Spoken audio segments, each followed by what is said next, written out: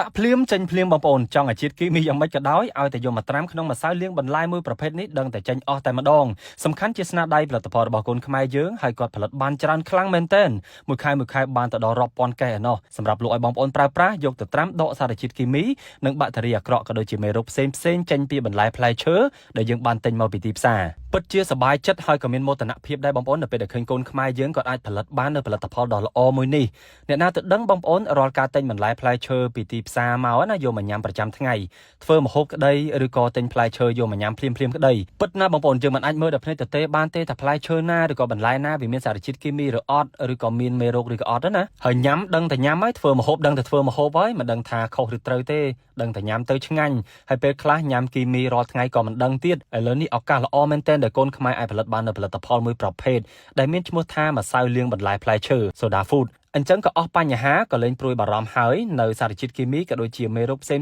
ដែលទុំជាប់ជាមួយនឹងបន្លែផ្លែឈើ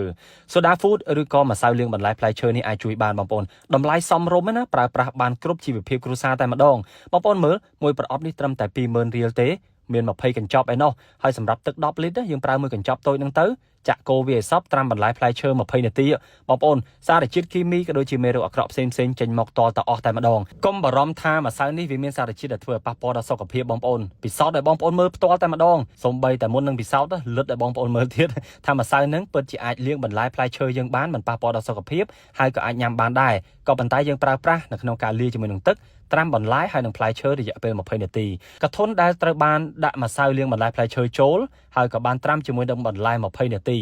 មានសភាពទឹកមកពណ៌ដូចទឹកតែអញ្ចឹងវាបង្ហាញថាសារជាតិគីមីក៏ដូចជារាល់បាក់តេរីក៏ដូចជាមេរោគផ្សេងត្រូវបានចេញទៅក្នុងទឹកនឹងអស់តែម្ដងខាងនេះឡើងល្អខាងនេះឡើងថ្លា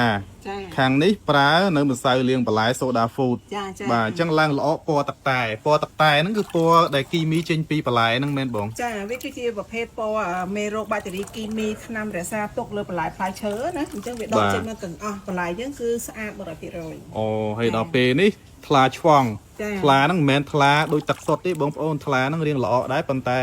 រៀងល្អជ្រះតែដីទេនេះល្អដីបាទព្រោះដោយសារយើងអត់បានប្រើជាមួយនឹងម្សៅលាងបន្លែ Soda Food នេះបងប្អូនឃើញអត់ចានេះបាទអញ្ចឹងយើងមើលពីលើទៅឃើញនេះខាងនេះពណ៌រៀងសដល់ពេលខាងនេះពណ៌ទឹកតែ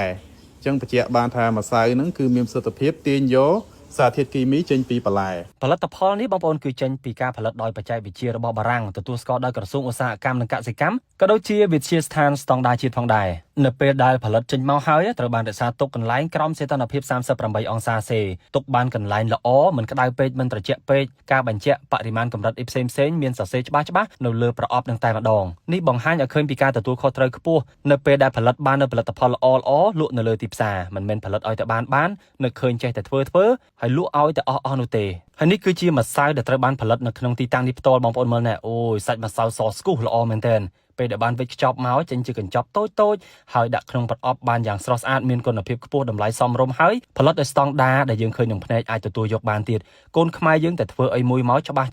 ហើយចេញមកផលិតផលថ្មីដែលប្លែកបំពេញតម្រូវការជាក់ស្ដែងរបស់ទីផ្សារបានទៀតពិតជាសហគ្រិនដែលជំនាញហើយមានភាពវៃឆ្លាតមែនអាចរកទិញបានតាមរយៈលេខទូរស័ព្ទក៏ដូចជាទីតាំងដែលមានបញ្ជាក់ជូនពី Facebook Page របស់រំដួល TV នៅក្នុង comment